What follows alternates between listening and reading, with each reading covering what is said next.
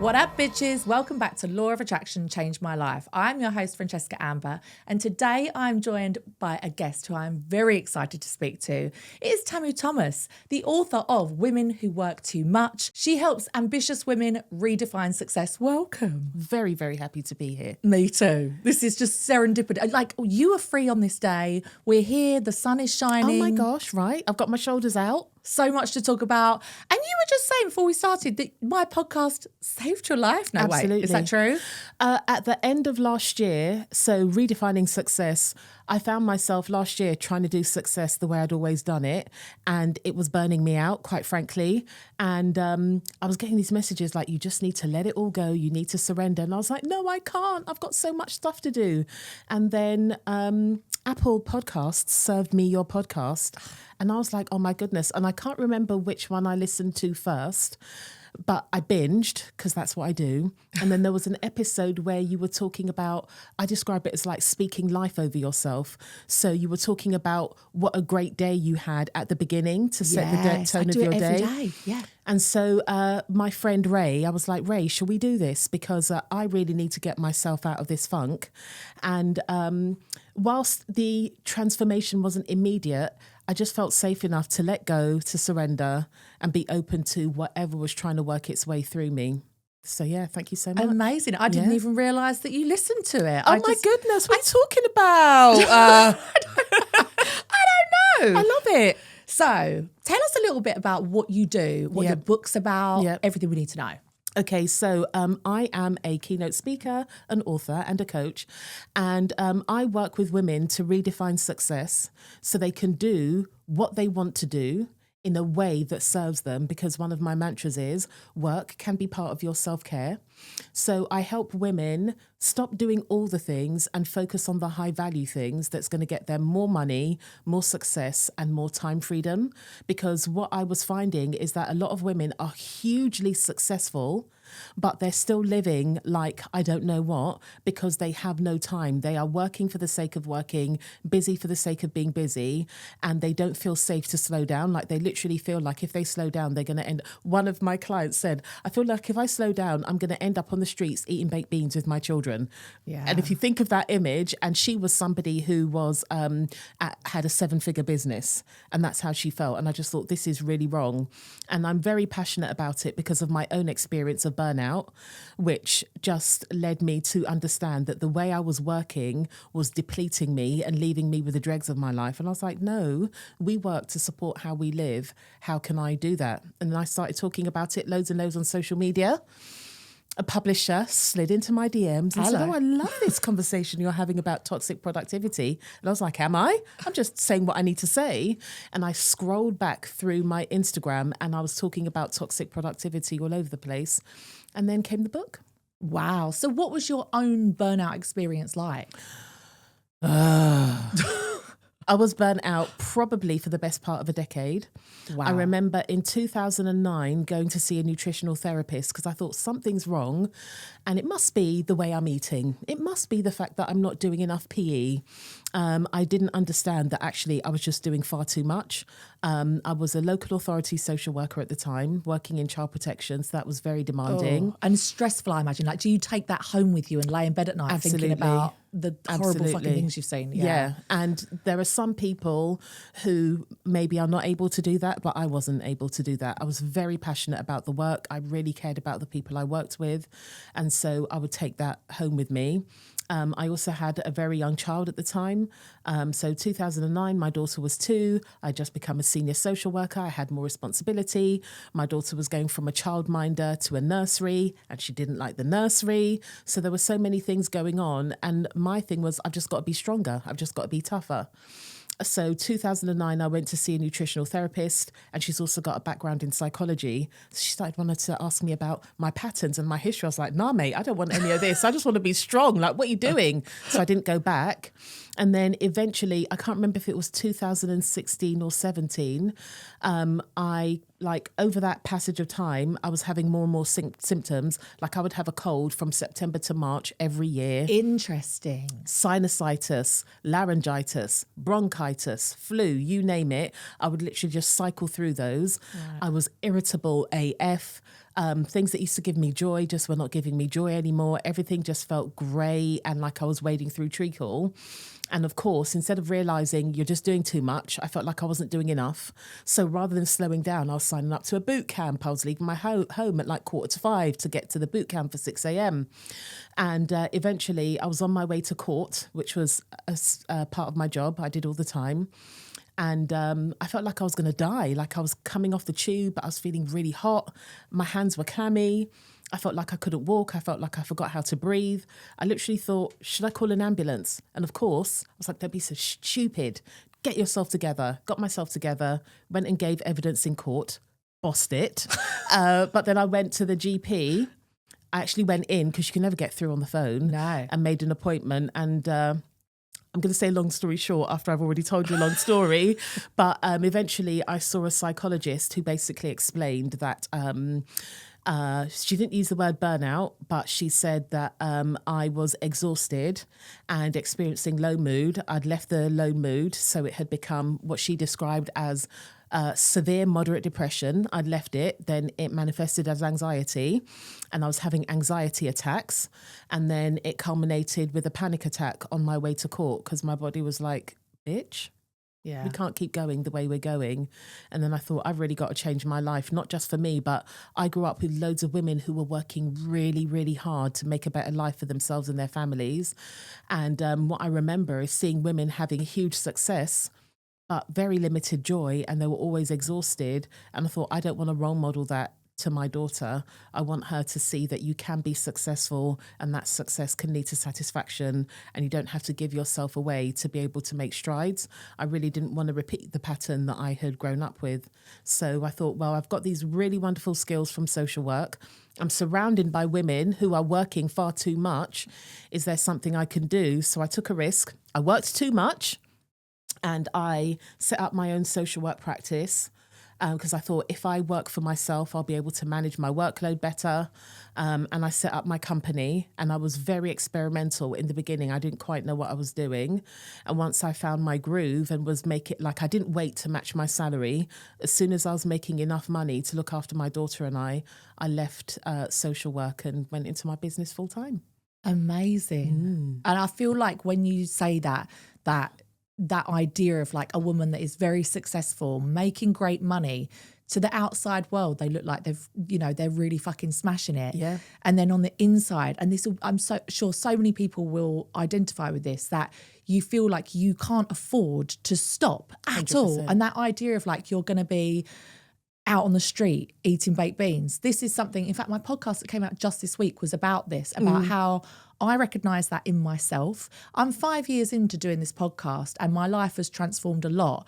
But at the end of the day, I'm still the breadwinner, the provider, the carer, everything. Yeah, the man, same. the woman, the whole village. It's me. Yeah. I'm the fucking village. Yeah. And so it is such a big burden. And I realised that back in the pandemic, when I first started this, I genuinely didn't have anything. So every single income stream stopped. I had a salon in London, I had Airbnb, everything stopped.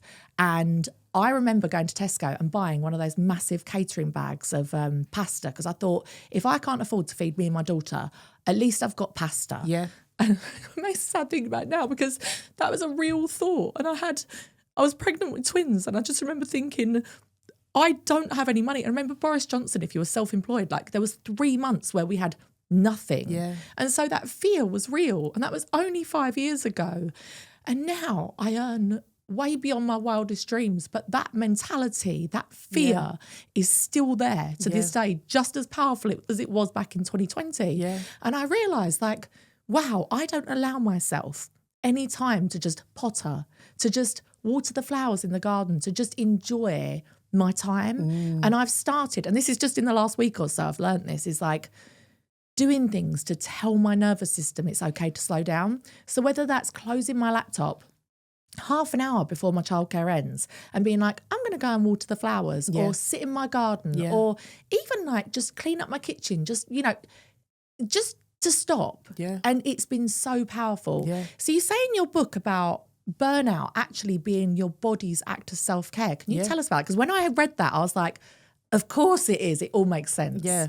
Firstly, I just want to acknowledge, because that grief and that sorrow, it's really, really real. And we're so busy trying to live our lives, and we've got so much responsibility. I'm a single parent as well. And sometimes we literally do not have the time to acknowledge how challenging that is. And I know there are so many women out there who can relate to this. So I just want to acknowledge that, because I remember when I would be going to pick up, I'd be at a meeting knowing that there's a parent breaking down or kicking off, and looking at the time like, oh my goodness, I've got to go and pick up my daughter. Yeah. And she was 2 at the time. Her childminder loved her. Sometimes I'd be like, I might go there one day and pick her up, and they've run away with her. They were so loving. And when she transferred to nursery, it was so hard. And as soon as she saw parents picking up, her little face would be pressed up against that window waiting for me to come and get her. And I just remember how upset that made me feel, because I felt like, I'm making you work full time because I need to work full time to look after us. So I just, I can't even properly acknowledge it, because I think I'll be under this desk sobbing because it is so painful. So I just want to acknowledge that. Yeah. And it's also that mum guilt of leaving it is so fucking... My children are 4.5. They should actually technically be at school by now, but they're not because they were born in September. Okay. And they only go to nursery 2 days a week. And when I dropped them off the other day, they were clinging onto my legs.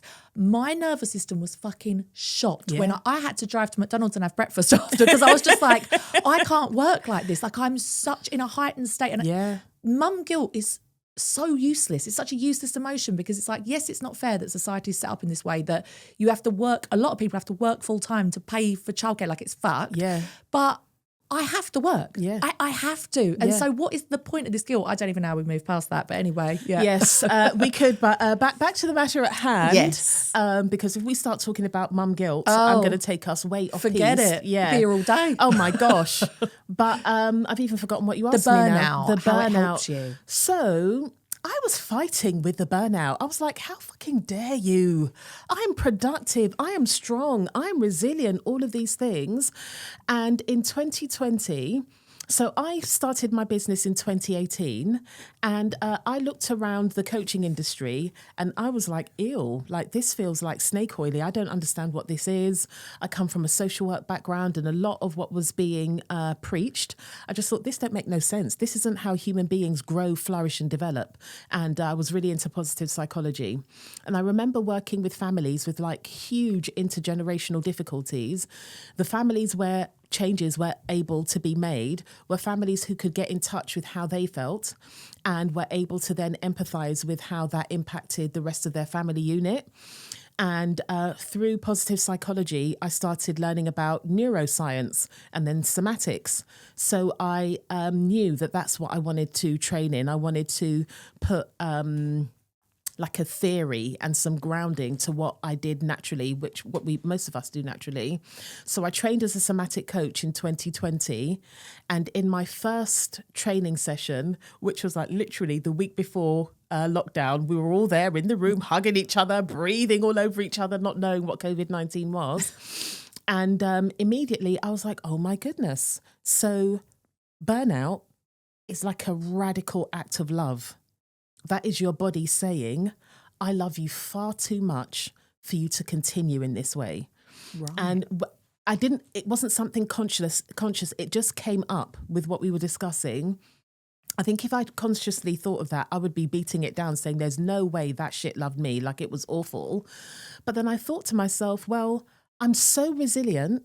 Every time my body was asking me to slow down, and oh my goodness, don't you dare tell me I'm lazy. Like that's one of my biggest, like, I could never be lazy. So every time I found a strategy to override it. And I recognized in that moment that my body was asking me not just to slow down, but also to review what was going on and make drastic changes, not a few changes here and there, but actually change the way I was living my life. And it reminded me of once when I was out with my daughter, we were riding our bikes and somehow she was veering towards the pavement. Don't ask me how. I got off my bike in an instant and I was able to pull her back from going into the road. That's what burnout does for us. Burnout says it's time to reset. I love you too much. We're not carrying on with this shit. You need to change everything. Otherwise, you're going to do yourself some serious harm. Like, it's a proper hard stop. It's an emergency brake. Yeah, I suppose when you put it that way, it does make perfect sense. I feel like as well as long-term burnout, I don't know if you ever have this, but I tend to find every winter where you're naturally supposed to be sort of slowing down. February is a fucker for me. I say to people all the time, February is an asshole. Yes. Oh my goodness, it's the worst. It's the worst. And I literally would find myself being so overwhelmed to the point where like I couldn't even think about work. And work is what brings me joy. Yeah. And I couldn't even think about it. I'd feel so overwhelmed. And it's every February. And it's like, actually, it's just your body saying like, just slow down. Actually, you can't do shit because your brain, You're your not meant body, to be. nothing's working. Yeah. Like, let me slow you right down. Yeah. So yeah, I suppose actually just reframing that as, and I think when you do this work, like I've learned to trust my body a lot more than I ever have. Yes. And I think there's a real nuanced balance between if you know you're procrastinating and you know you're being lazy, and we all know when we're being like that. I've been writing a book for the last 7 months and I know when I've been procrastinating. There's a difference between that and trusting your body enough to know either during this bit before my period or this time of the year, or it might not even be either of those. It could just be a time I need to trust my body and know that when I am okay again, I will come right back and I'll get everything done that I need to do. Yeah. And I think you can only gain that trust with yourself once you start to work with your body. Does that make sense? Yeah. And I would even offer that it's not about being okay again. One of the things I talk about all the time and in my book is that we're cyclical. Yes. So that part of your, like we have our menstrual cycle, we have our life cycle, you know, as women, we have a circadian rhythm, which we've all got, which is like the cycle you go throughout the day. Then you have your menstrual cycle, if you're still menstruating, which is how you travel through the month. And then you've got like the cycle of your nervous system. So in my book, I talk about the autonomic ladder. So that's the autonomic branch of your nervous system. So that's fight, flight, freeze, shut down. Okay. Yes. So it's God, I'm autonomic. intrigued. I've never fucking heard of this. Listen, let me tell you something. Tell me. Right? You need to know this shit because we manifest, like our nervous system is a major portal for manifestation. So we talk a lot about mindset, but mindset rests on your nervous system. So a lot of the work we do is about priming up, like we might not know it, but a lot, like if we're really doing law of attraction work, we recognize that it's the law of radiation. So we are attracting what we've got within, and your nervous system is the number one place you need to work with and befriend to be able to have a flexible nervous system and an agile mind so that your brain is working with you rather than against you. So how do we do it? What was that ladder you were saying? Right, so the autonomic ladder, so we have got the autonomic nervous system, automatic. It governs our automatic functions, the things we don't have to think about. Right. So our heart rate, our organs, how we breathe, all of that kind of stuff. And so we have got 3 main branches. So we've got the parasympathetic nervous system, part of the nervous system, which is branched off into 2 aspects. We've got like the top of the autonomic ladder, which is the ventral part. I don't know why I did that because it is called ventral, and it's all about safety and connection and engagement. And it's not the kind of safety where I'm protected from everything. It's where you feel safe enough inside to take the risk of doing the things you want to do, being the person you want to be. So growth, we know, is really hard because when we're growing, we are traveling into uncertainty and we don't have the same level of control as we're in survival, because a lot of us are used to operating in survival. In that ventral place, it feels like play. So when you see children playing, they're more willing to be adventurous because they're really enjoying what they're doing. So that's the top branch. Okay. But then there's another branch of the parasympathetic nervous system, which is about shutting down. So the bottom part of the parasympathetic nervous system is the oldest part. So before we were human beings, when we were amoebas or whatever we were. Amoebas? Is that a fish? Some kind of something. Okay. I don't know exactly, but we don't need to know. We don't need to know exactly. We just need to know that it works, right? So before we were the mammals we are now, and we couldn't fight or flight, our best safety strategy was to freeze, was to shut down. So that's what that bottom branch is. So when we're feeling Before depressed, we had fight or flight, sorry. yes. So it's the oldest branch of our autonomic nervous system, and that's about, I think that's about like 500 million years old or something. Okay. So then we have got this sympathetic branch of our nervous system, which is the fight or flight zone, where we're either fighting towards something or running away. So for a lot of us, when we are striving to be successful, but we've come from a background of some kind of lack, whatever it is, we often use that fight or flight to like fight our way through. So as a single parent, you know, no one plans to be a single parent. As a single parent who has got lots of responsibility and you can't afford to slow down, you probably operate a lot in that sympathetic branch of fighting or flighting. You're fighting your way to whatever it is you need for you and your family, and you're flighting, you're running away from the perils that could impact your family if you're not doing what you need to do. And am I right in thinking that for a certain period of time that could be beneficial? Oh, like absolutely. That fucking helped me in the lockdown. Do you know what I mean? Big time. But you can't stay there forever. You can't. It's not sustainable. I'm stuck there. Yeah. Help me. Yes. Well, that's why in my book I frame it as survival sympathetic, because when we're not in survival, the sympathetic nervous system activates us. It helps us be motivated. It gets us up and going. Yeah. And when we combine that healthy sympathetic activation with the ventral part, then we are willing to take risks. It's like play. And it's sustainable, and it's even regenerative. It's when we do a really good day's work and we're satisfied at the end of the day. We're not finishing the day, oh my God, and I've got to do this and I've got to do that and I've got to do the other. So you will find that the sympathetic branch, when it's not in check, that's a lot of anxiety. Right. And there's a period of time where that's helpful, but we can't live there. So those are the branches of our autonomic nervous system. And in our society, where productivity is king, that's how you prove your worth. That's also how you earn your money. And we are not very attuned to what we need as human beings. So the caring and tending and befriending and all of that kind of stuff, it can be seen as lazy. It can be seen as soft. It can be seen as getting in the way. We revere and celebrate people who can shut down and just operate in that fight or flight. So in 2022, I went on holiday to Ghana, and I knew that for the first part of the holiday, we needed to be somewhere that was really tranquil. And there was a man who was training on the beach, and he invited me to join. I was sick as a dog. I thought I had COVID. I was really worried they weren't going to let me on the plane. I was really trying to stifle my cough when I was getting on the plane. And even the night before, I felt so ill. Me and my daughter were worried that I wouldn't make it. So that's how ill I was. I was just lying down on the beach, drinking Fanta. West African Fanta is the best, or like, you know, tropical Fanta is the best. Looks like it's radioactive, but it tastes the best. And I was just chilling, and I saw this man exercising, and in my brain I went, well, I haven't exercised properly for ages. Left it. Then he invited me to join in my bikini. Bit random.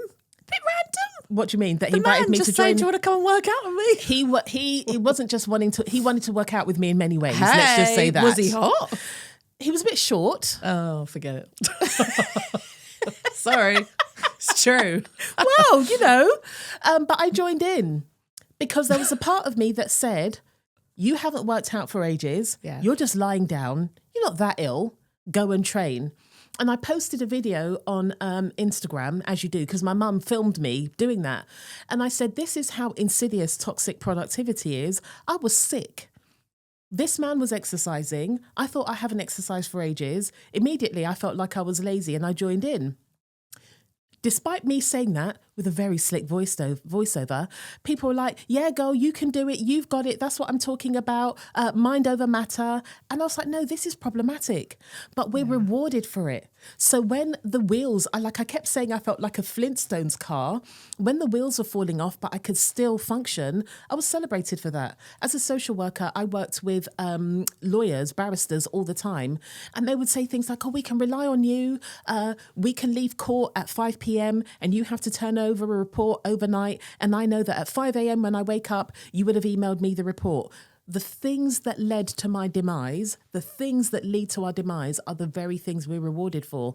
So it's really hard to untangle yourself, because those are the things that people tell you you're valuable for. Those are the things that make you a worthy human being in our society. Like if you think about mothers, oh, she's selfless. She'll do anything for anyone. She'll take the coat off her back if you need it. She's a superwoman. Oh my gosh, get that away from me. I don't want to be a fucking superwoman. No way. For 8 years straight. Oh my gosh. I don't want to be. No. Ugh. I know, right? So we live in a world where all the things we need to take care of ourselves are seen as inconvenience, high maintenance.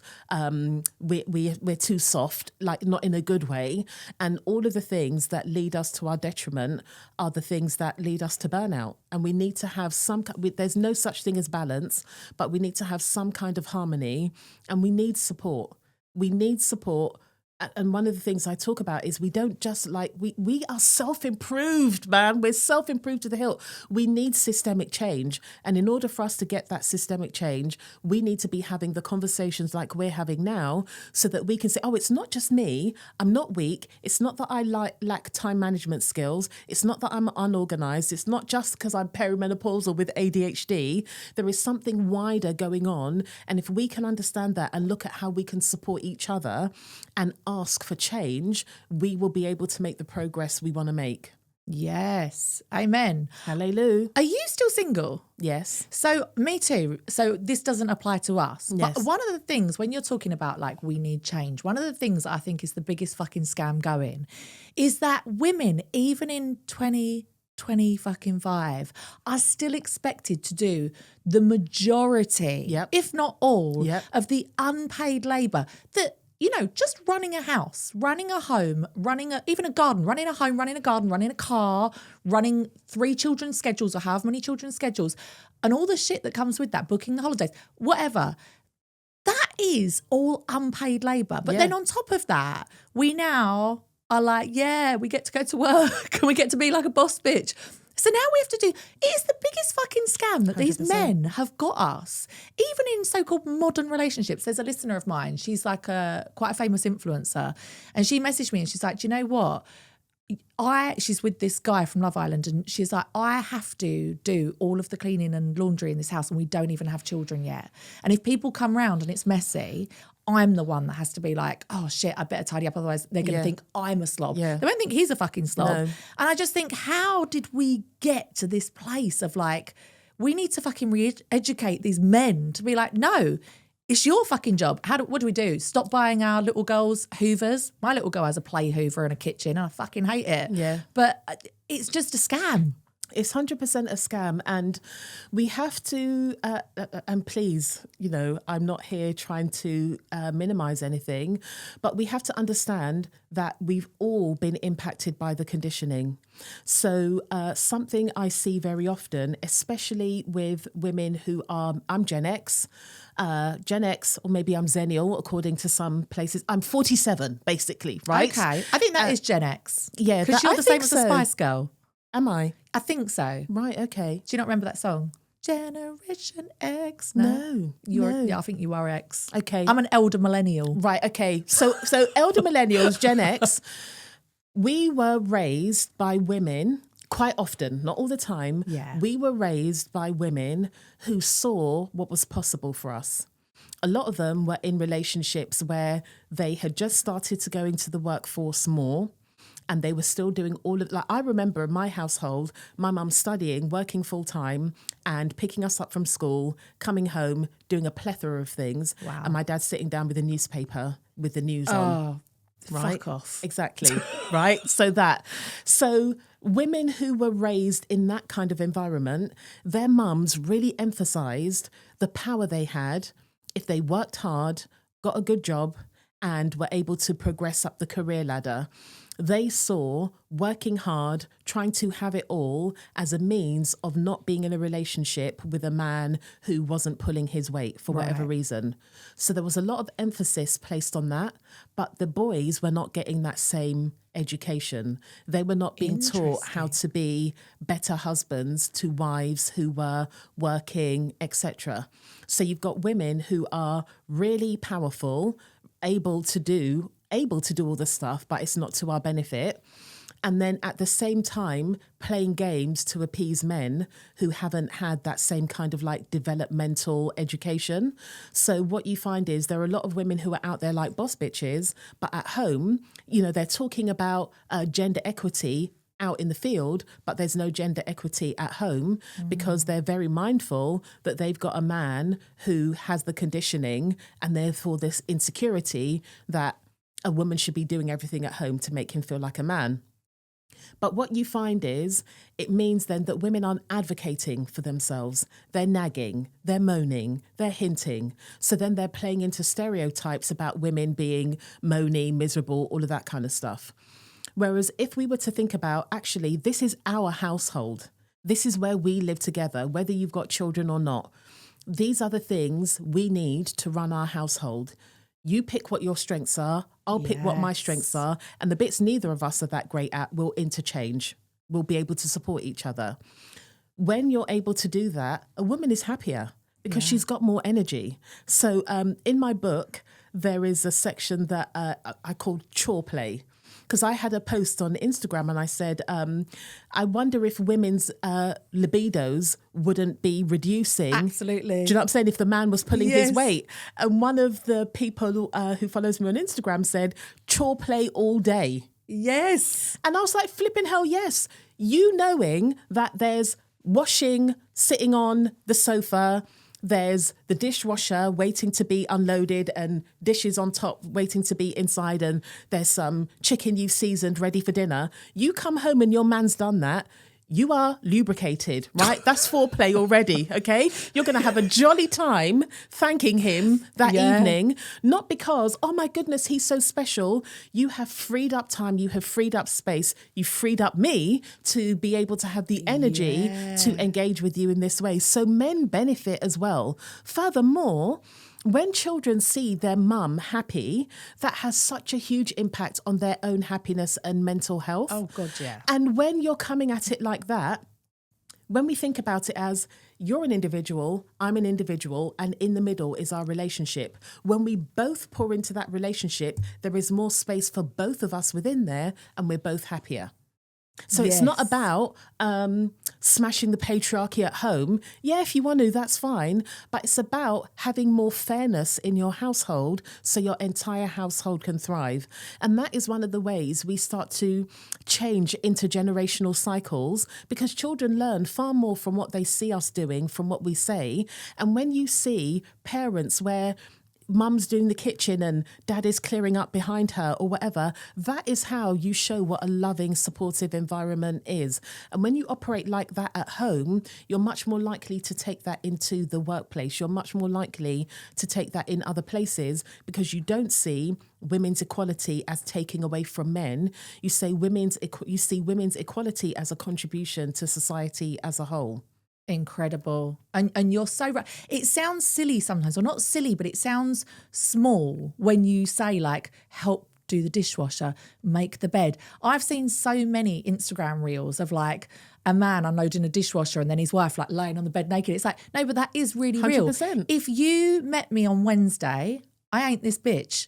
I have had time to blow dry my hair. I've got makeup on. James, who does the studio, he's like, whenever you come here, you're always like going out, getting drunk, seeing your friends party. And I'm like, yeah, I am, because I'm not at home. I'm not with my children. Yeah. I'm a different fucking person. Yeah. If you saw me on Wednesday, I wouldn't even have the energy to talk to you, because I've been run ragged by my goddamn life. So it's like, yeah, just being able to equalise that a bit and give us a little bit more freedom. I don't see men talking about fucking burnout. Do you know what I mean? Like, I'm sure some of them do, but it not is as often. Trying to juggle all the things. One thing my mum does that I fucking hate, she'll come round and see my daughters, and then she'll say, I've got to go now, girls. It's 5 o'clock. I've got to put Tom's dinner on. And I'm like, no.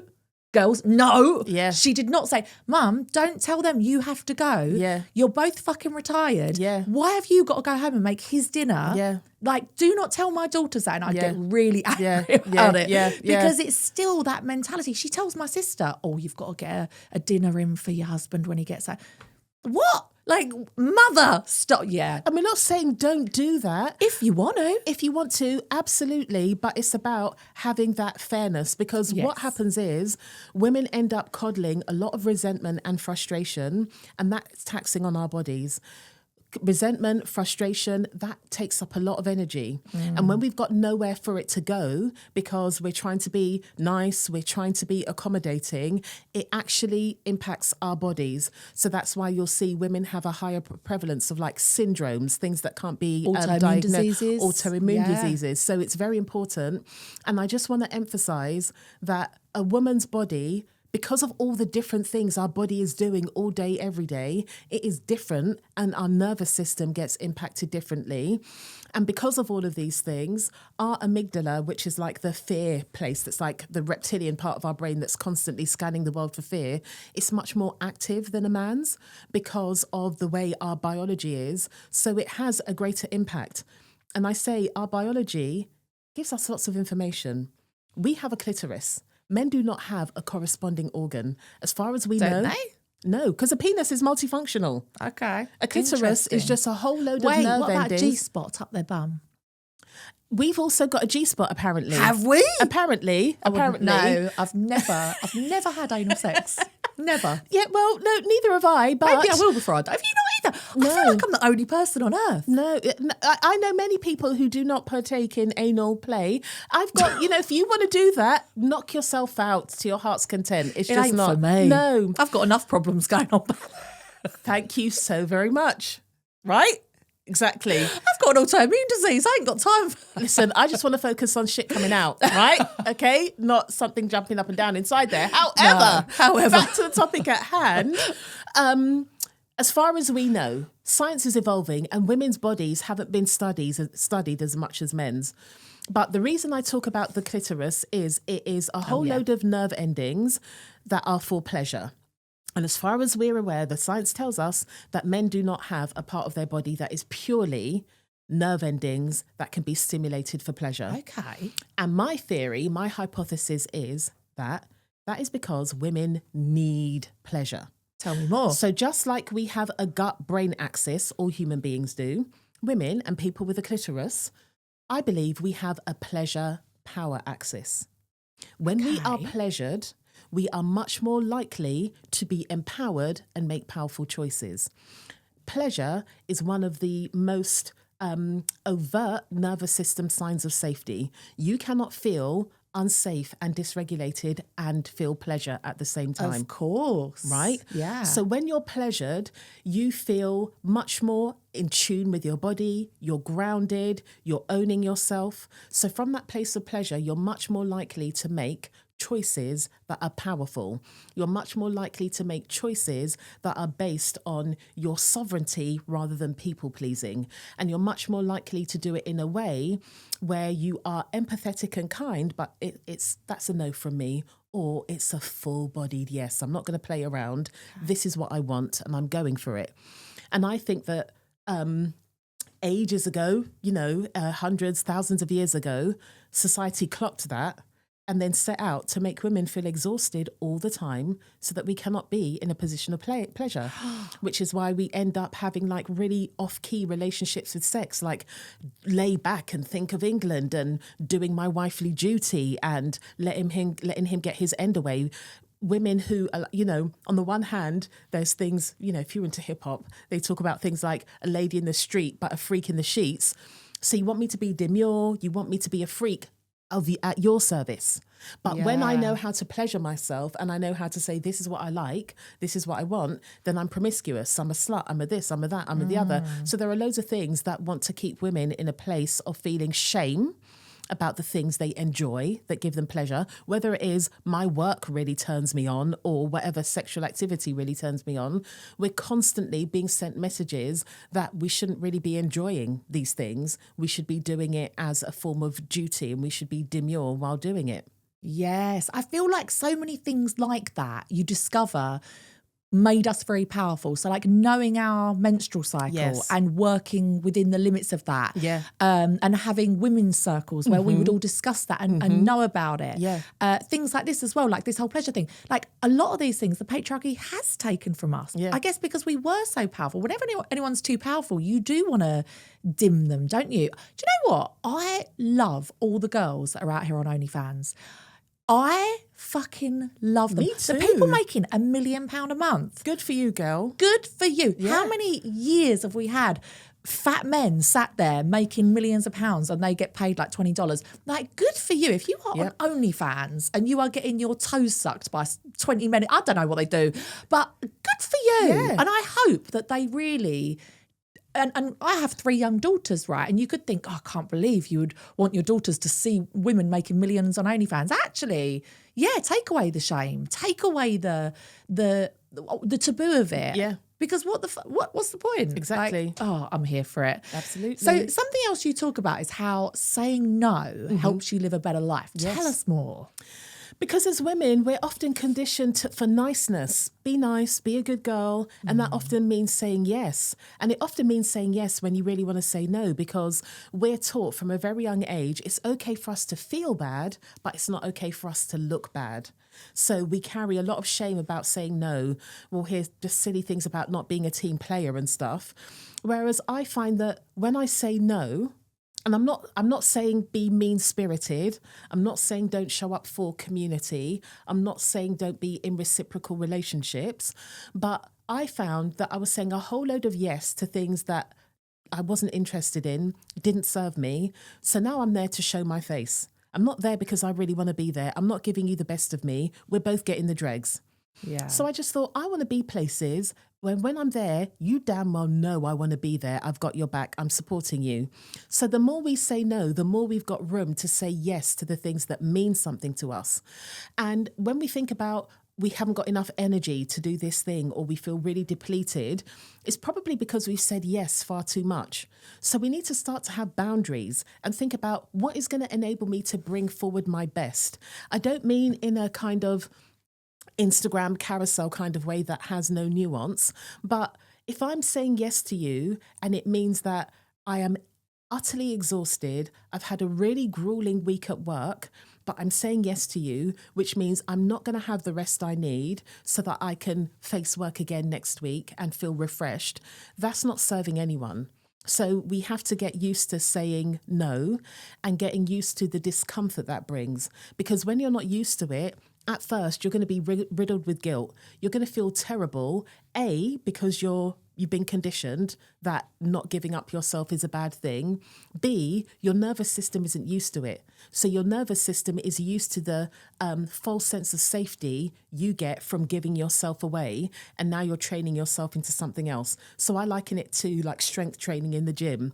If you haven't been to the gym before or you haven't been for a long time, when you first go and you start swinging them kettlebells, you're going to get DOMS, delayed onset muscle soreness. You're going to feel tender afterwards. But with more practice, you get less and less sore and you get used to it. So it's about being accustomed to saying no. And when you do that, you'll see that you've got much more energy and time to do the things that really matter to you and to show up for people in powerful ways. Right. I love that. I'm always talking, because my audience is all like mostly women and a couple of gays. I am always talking about how we can basically simplify our lives and edit our lives. And sometimes people are like, what's this got to do with the law of attraction? What's this got to do with manifesting? And it's like, actually, our lives are so full and so overwhelming that often there is no time left to manifest, to daydream, to even think about what do I want in this life. So of course, which kind of leads me on to, you talk about boundaries being a success strategy. Is that kind of the same thing? Setting these boundaries is just a way of preserving your energy. Yeah, absolutely. So speaking of the manifesting thing, you know, the universe loves us. The universe wants the best for us. The universe doesn't judge us. And it will just literally meet you where you are. So if you say, I want to manifest my dream house, but you are operating at a frequency that is not in alignment with that, the universe is just going to say, okay, Tamu's not ready, so we're just going to meet her where she is and give her more of that kind of stuff.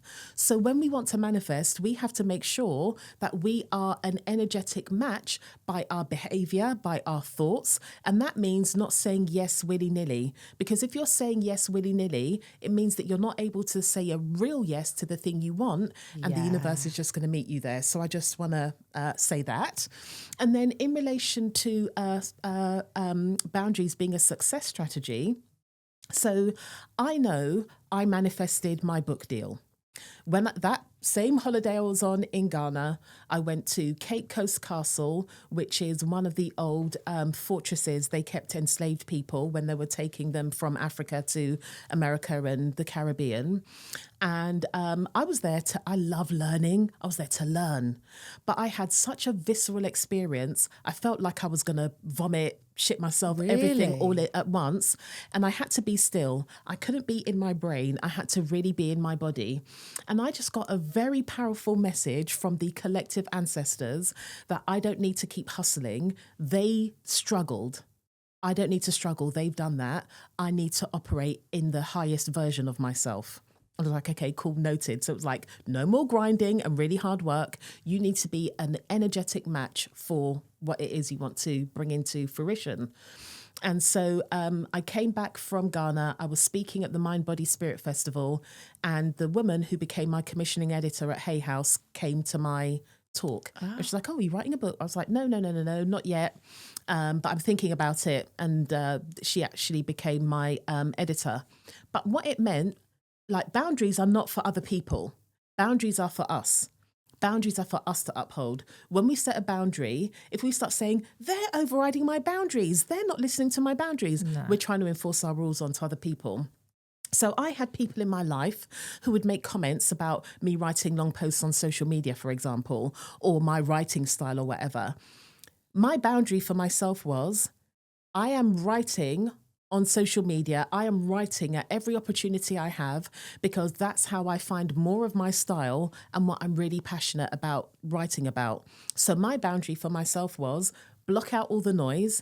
Doesn't matter what people are saying, whatever their goodwill was, you just show up for the work that you need to do. Yeah. So boundaries really help us to stay true to our word, keep promises to ourselves. When we keep promises to ourselves, that helps to regulate our nervous system so that we are, like people talk about expanders, we need to expand our nervous system also to be able to not just get what we want, but to receive it and be able to hold it and expand it. So it's very important. If you think about really successful people, they're not running around saying yes to everything. They know the difference between an opportunity and a distraction, and they make high leverageable choices. So they're almost working in the like 80-20 rule, where 20% of your activity creates 80% of your results. Because if you want to be successful, you cannot, if you want to be a successful founder, you cannot be running around like you're the administrator doing absolutely everything. You've got to know what your strengths are, own them, and work within your strengths. I feel like it kind of follows on from that. You say as well that it's actually okay to let people misunderstand you. Yes. Yes. Some people misunderstand me. I'm pretty sure it's deliberately. So tell me more about this. How do we do this? Because when we are overly concerned with people misunderstanding us, we're then spending lots of time trying to explain to them. Subconsciously, what's happening is you're trying to get their approval. Approve yourself. Yes. Approve yourself. And what I have found is when I'm focusing on approving myself and like backing myself, there are some people that fade away. And that is really, really hard. However, that fading away creates space. And it creates space for me to get to know myself better without the judgment and criticism of those people. And it also creates space for people who appreciate you as you are to come forward. So whilst I talk about people talking about me writing long posts on social media, as I was like, do you know what? I'm doing me. You do you, boo. I'm not interested. As they faded away, I just found loads of people like, oh my goodness, I love what you're saying. I love the conversation you're having. Have you thought about this? So it wasn't just people that were agreeing with me. Sometimes there were people that were offering healthy differences of opinion and perspective, but they weren't trying to shut me down. That is a huge sign of safety to your nervous system. A lot of us we're so concerned with not being the villain in somebody else's story, we make ourselves the villain in our own story. And that is betraying yourself. That's abandoning yourself. And if you think about when somebody's told you something and you're like, that doesn't make sense. Like, you're not being honest with me. Yeah. If you think about how that feels, that's what we're doing to ourselves. We're gaslighting ourselves. So then we're not able to operate in our kind of like highest potential. We're not able to operate in maximum safety.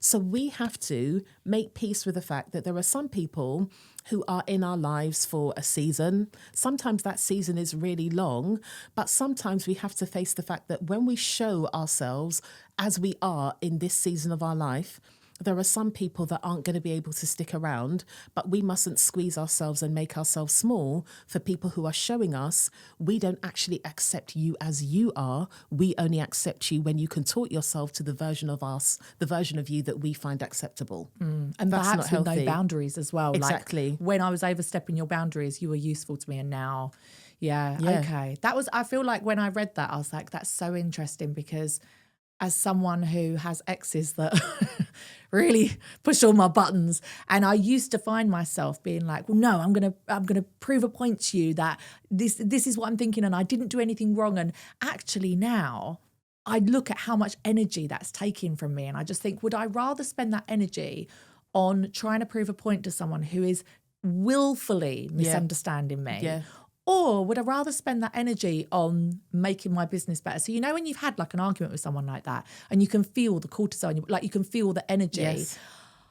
Now what I do is I think I will either declutter my wardrobe, or I will make an amazing podcast. Like I'll sit down, or I'll do Channel something so that by the end of the day, that anger will have gone. Those feelings will have gone. Yeah. But actually I've completely decluttered a room, or I've made an amazing podcast. I've got richer. I've got more successful. Yeah. So Thank you. Yeah. Thank you for that, actually. Do you want to have another argument? But I do feel like I've operated for a long time, and I'm aware of this now. So I know that this is like a part of growth, but for a long time, I operated from a place of like, I'm going to fucking show you, and I'm going to prove you wrong, and I'm going to show you that my revenge will be me being rich, hot, successful. All of it. And it works. Yeah. This is the thing. Yeah.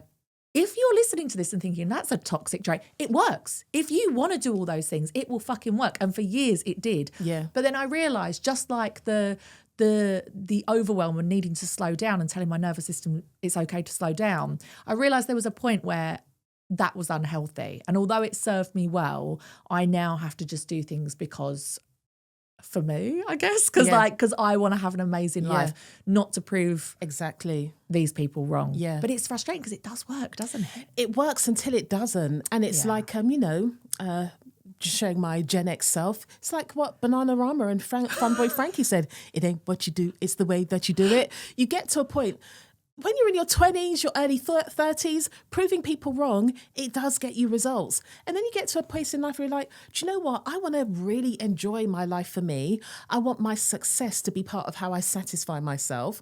Like I say, like lots of my peers within the coaching industry, they want to have like a 7-figure business and all of that. That's all good. You do what you want to do. I want to be a well-rested woman. Oh, right? Stop. I'm writing that down. With my Christmas tree pen, I want to be a well-rested woman. I want my shoulders to feel soft and relaxed. I want my breath to be like really deep and wide, not shallow in the top of my.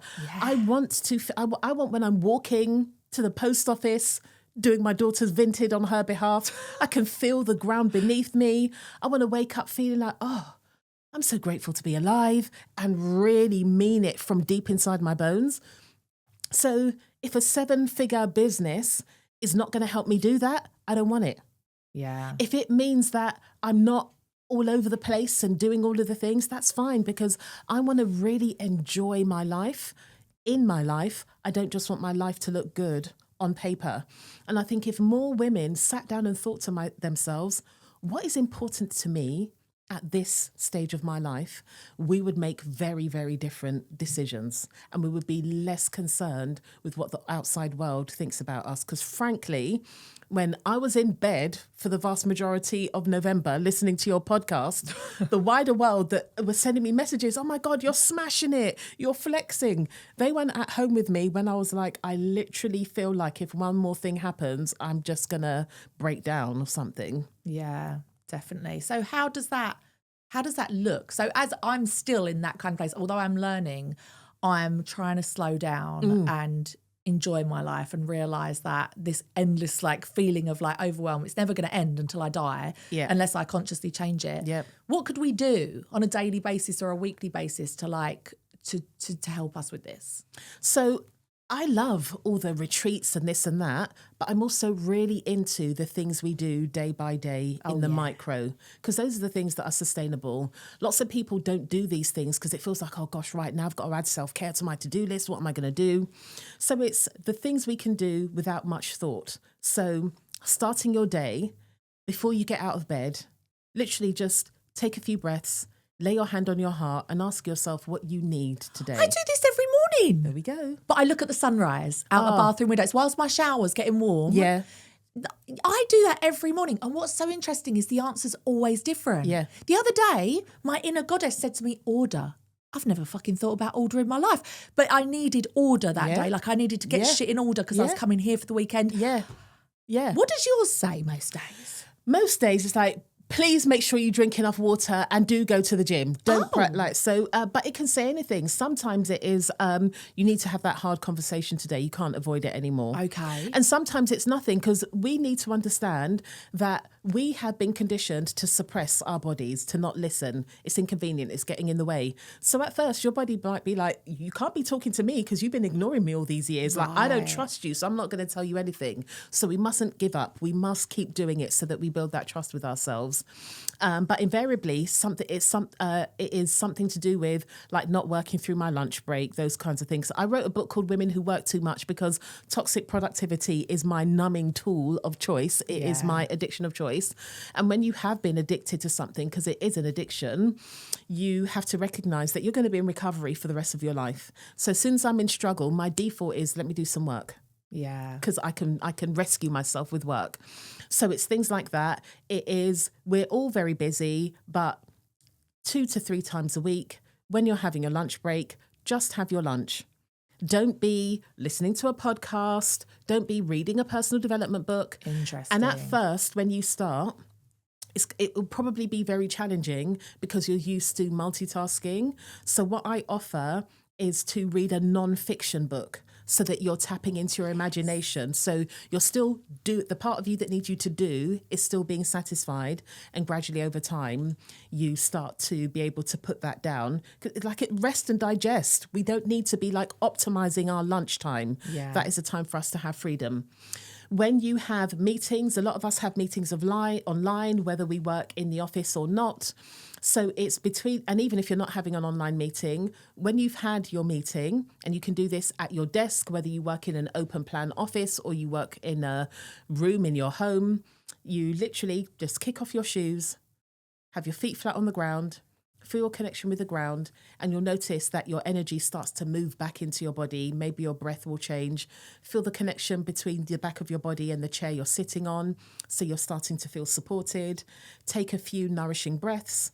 If you've got a window near you, look at the sky, because you were talking about looking at the sunrise. It's very regulating and calming for our nervous system to look at the sky, that big expanse of space. And even doing that for like 2 to 5 minutes is going to bring some regulation into your body. And when you do that on a regular basis, your body will start to trust that you're going to have this meeting that you're going to have to really focus on, or you're going to have to show up and speak. But after that, you're going to have a little bit of nourishment. If you do that twice a day, twice a week, that's 4 moments of nourishment. Compound that over a month, over a year, it adds up. So we've got to think about things like that. Walking is incredible for us. We were talking about our love of our walking pads. Yes. Yeah. I tell every single person I've ever met, it's so incredible, because also, do you find this, because I'm a person that's like maybe like a recovering fucking workaholic, I can't accept that on my child-free days when they're at nursery, which is a fortune, that I would be using my working time to go and work out. And I don't have the mental bandwidth to like think of a workout. Yeah. But the fact that I can get on that treadmill and I can be on there for 45 minutes doing my emails, replying to DMs. Yep. Is that toxic or is that amazing? I don't know. It's. Do you know what? You've got to. Our bodies are always cyclical. We're always shape-shifting. If that is what you need to do, that is what you need to do. It works. I wouldn't recommend doing it all the time because sometimes we need to focus on what we're doing, because when you're not paying attention to what you're doing, it's like it doesn't register inside your body. But there are plenty of times that if I'm like, I've got a coach, and sometimes on the call, I'm on my walking pad. Sometimes I'm always studying something. On those calls, I'm on my walking pad. Right. Sometimes when I'm watching my shows, I'm on my walking pad. And sometimes I'm just there to clear my mind. And I don't like suppress what's in my mind. I let it all come up. And as I'm walking, it starts to dissipate. So it's whatever works for you at that time. But if you notice that you're constantly optimizing that time, then I would like consciously remind yourself that it supports me. So one of the things that underpins my work and really informed my book is polyvagal theory, which is the study of our nervous system and what helps us feel safety, connection, and all of those sorts of things. And polyvagal theory teaches us that your story follows your state. So the story, the narrative you have about yourself follows your physical state. So when you're talking about using my working time to work out, I would encourage you to consider that actually working out is a strategy. Okay. It's going to make you more expansive. It's going to make your nervous system more flexible. And it's also going to support you to be more creative. And it doesn't have to be going to the gym, although I'm a huge advocate for strength training. But even that walk is going to support your creativity.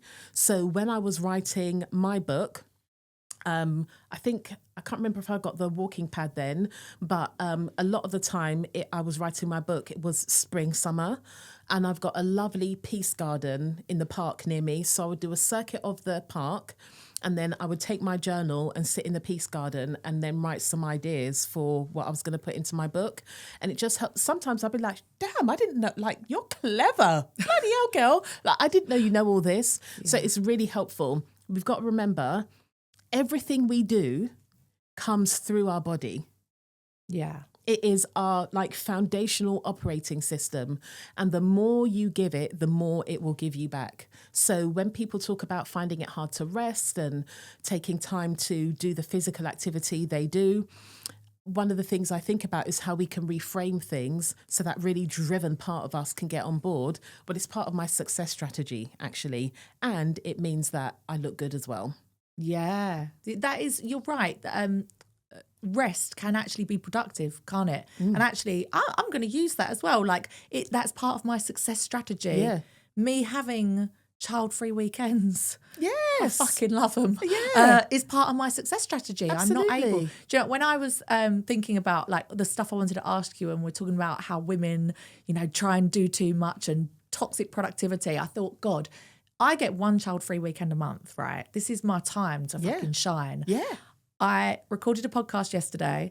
I'm recording a podcast today. My assistant's coming to London tomorrow. Yeah. We're working all day. Yeah. And I'm like, have I got a problem? But I enjoy it. No, because it's freeing you up so that you're able to spend time, like, I talk about toxic productivity and all of these things, but effort precipitates ease. So you're putting that, like what you're doing is very leverageable. Yeah. So you're going to have this weekend of intensity, and then you're going to be able to, be doing what you're doing in your garden, pottering around with your children, telling your mum not to tell them that you're going off to do tea and all of that kind of stuff. So what you're doing is leveraging. If you were telling me that I'm doing all of this intensity and then I'm going to be continuing that intensity with my children, I'm going to be neglecting myself so that I can do all of that, that is not kind to ourselves. But what you're doing, that's very smart. I don't know, it's pretty fucking intense at home. This is Listen, easy you've got comparison. 3 children, right? It's awful. My goodness. Lovely, but it's awful. It's a lot. I couldn't, when I was like, my friends and I, we had children around the same time, all of that, like simultaneously, mummy, look at me, mummy, It's the a look lot. at me. Yeah, look at me. Look, watch this. And then the other thing that really... And watch this, and it's nonsense. It's just bullshit. It's absolute fucking bullshit. And I have to be like, oh. The other thing that gets me is when the sentence takes 2 minutes to get out. But I've got one daughter that if anyone interrupts her, she will scream for, I'm not joking, 20 minutes. I like her. So I'm literally like, well, yes. I named her after the voodoo witch, Marie Laveau. Her name's Laveau, and she is taken after her. Like, she is powerful. But so the whole time she's trying to get the sentence out, I'm thinking, please, if anyone interrupts her, I'm going to lose my shit. Yeah. And I'm on edge the whole time. And that is not good for your fucking body, is it, to be like that? I'm trying every day. I'm just trying to find ways to be like calm. My little saying is calmness is my superpower. And people always say to me, you're such a calm parent. I'm like, I have to be. Because the opposite, if I actually did what I really felt, everyone would be in a grave. Like, I have to just be so calm. But you know what? Bringing my social worker in, this is really great role modelling. Oh yeah, I forgot you were a social worker. They wouldn't all be in a grave, obviously. I get my lot round. No, but what you're teaching your children is that you're a human being. Yeah. Right? Like, children don't need us to be perfect. And let me tell you something, they see us. There was one day, my daughter and my goddaughter were round and they were having a conversation, and then I joined in. And my friend's daughter was describing her mum. And I was like, bloody hell, you lot really know us. Not the version of ourselves we think we're presenting to you. When she described her mum, I was like, oh my God, like, that is her. And if you know that about your mum, then my daughter certainly knows that about. So there's no point. Children need us to be authentic. And I don't mean overbearing, because what you're talking about is, I understand myself and I understand my child, so I'm doing what I need to do to look after my child. But I find it fucking hard, and you're not making yourself an ogre for it. I bloody love that. And I just love, you wear your heart on your sleeve, and you say what you mean what you say, and you live your values. I think it is bloody beautiful and refreshing. Thank you so much. I feel like, I feel just something I do try to do is, my mum definitely was a martyr. In a way, like, we never had a babysitter. Yeah. And she would always, not to shit on my mum here, but like, she was always like absolutely in service of us to the detriment of herself. Yeah. And growing up with that, and my sister and I now having children, and other people that we know having children, it's very much like, did you see what she's doing? She leaves the child and goes out for a workout. What kind of mother does that? Did you see so-and-so? She went to Paris with her friends for the weekend. And I grew up with that. And my sister, I don't think, has ever left her children overnight. I may be wrong, maybe once or twice, and she's been doing it 10 years. And I have really had to take a departure from that consciously.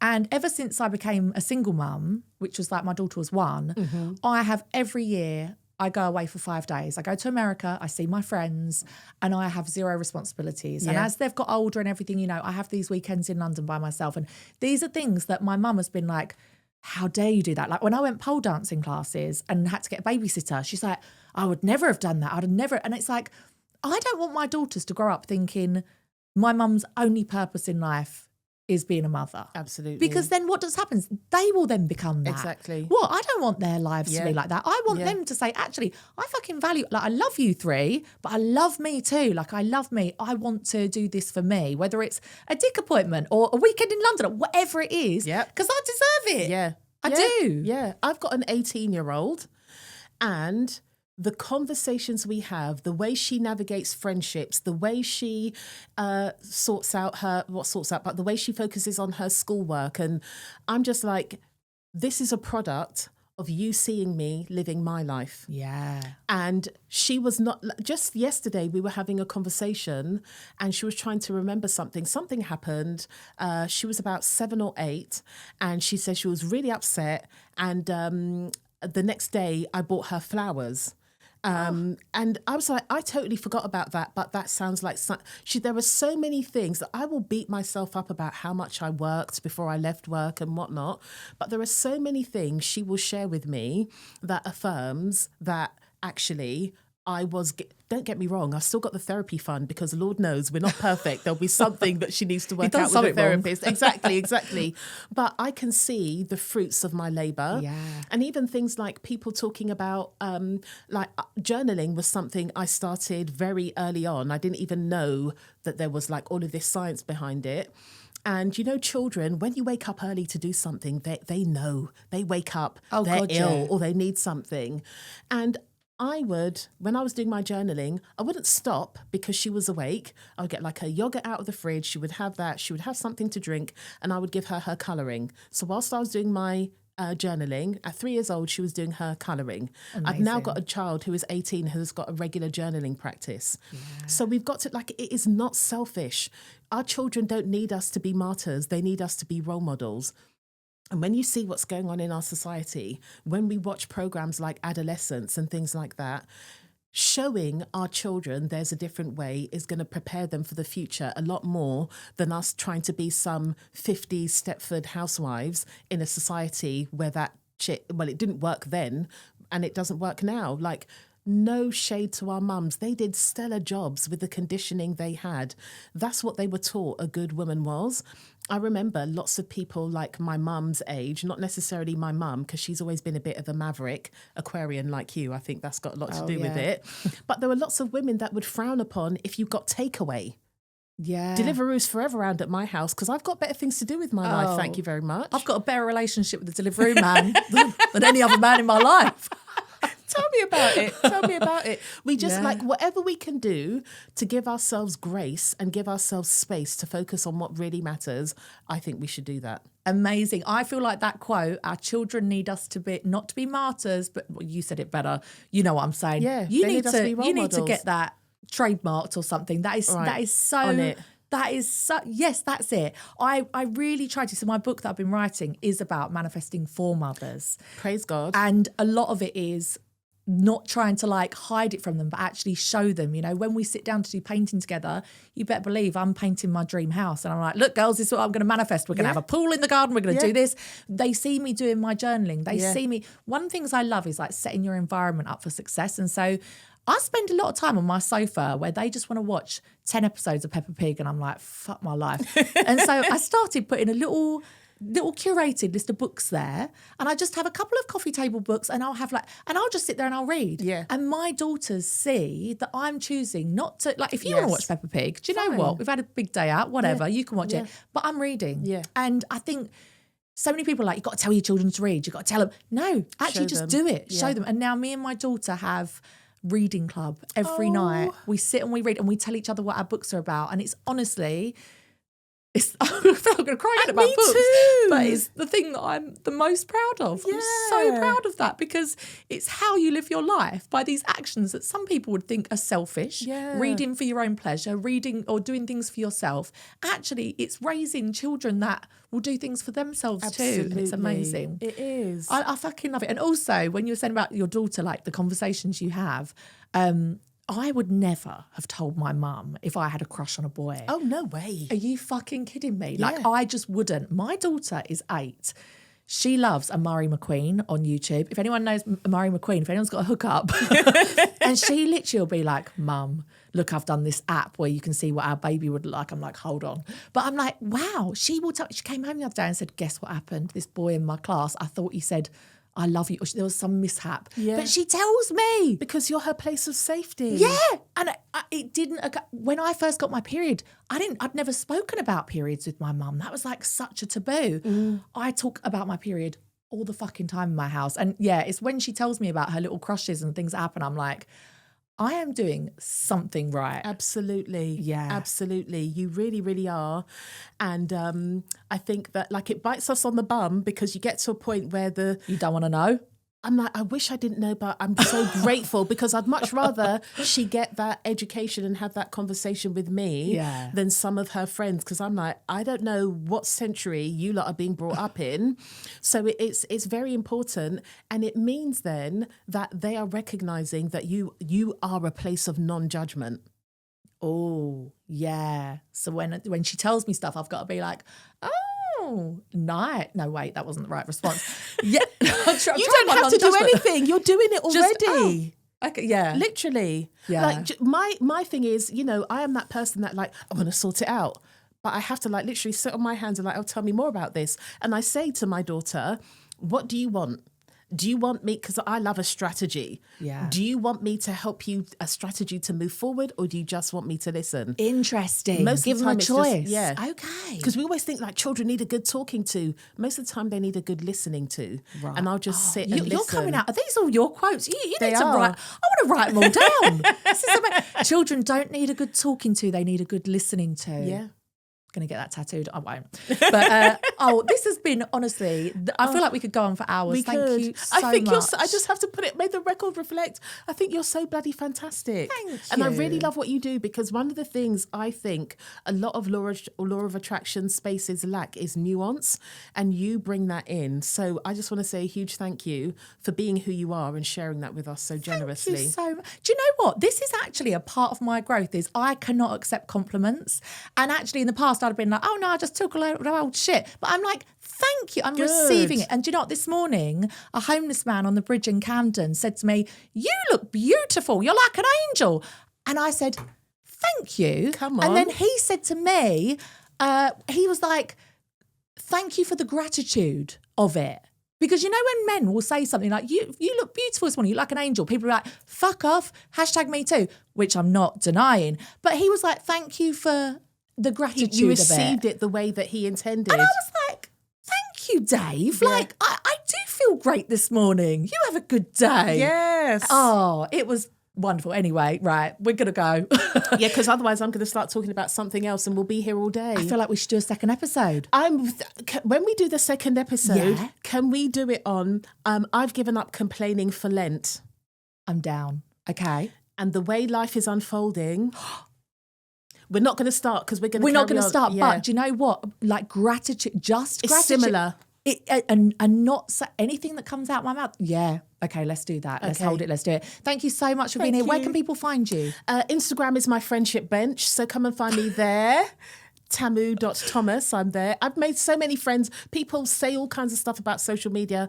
I have made lifelong friends on there, so come and sit on my friendship bench. Amazing. Thank you so much for listening. The Law of Attraction has changed my life. It's going to change yours too, bitch. Bye.